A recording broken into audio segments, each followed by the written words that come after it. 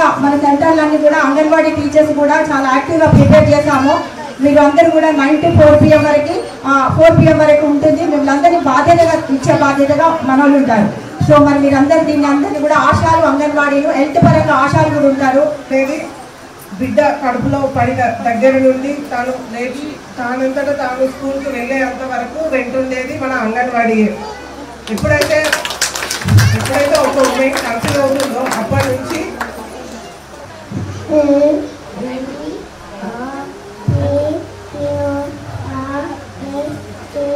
Teacher అక్కడ ఉండేసి ఒక సెకండ్ పిల్లలు వస్తారు.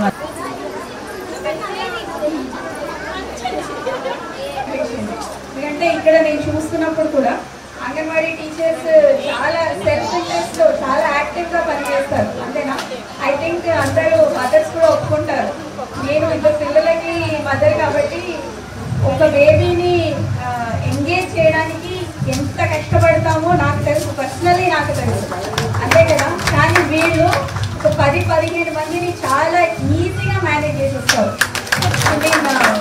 సీరియస్లీ అది వాళ్ళు అంటే చాలా ఓపిక్గా అండ్ చాలా సెల్ఫ్ ఇంట్రెస్ట్తో నవ్వుతూ మాట్లాడుతూ పిల్లలందరినీ ఎంగేజ్ చేస్తూ ఉంటారు. I really congratulate the department. గౌరవ మంత్రి సీతక్క గారి నేతృత్వంలో ఇంత మంచి ప్రోగ్రామ్ మాట అంగన్వాడీ మాట అనే ప్రోగ్రామ్ తీసుకొచ్చారు. ఇక్కడ ఉన్న పిల్లలందరినీ కూడా అంగన్వాడీలో జాయిన్ చేయించండి. నేను పర్సనల్గా చెప్తున్నాను, మీకు ప్రైవేట్ ప్లే స్కూల్స్ కన్నా మన గవర్నమెంట్ అంగన్వాడీ సెంటర్స్లో మీకు ఎక్కువ కేర్ దొరుకుతుంది.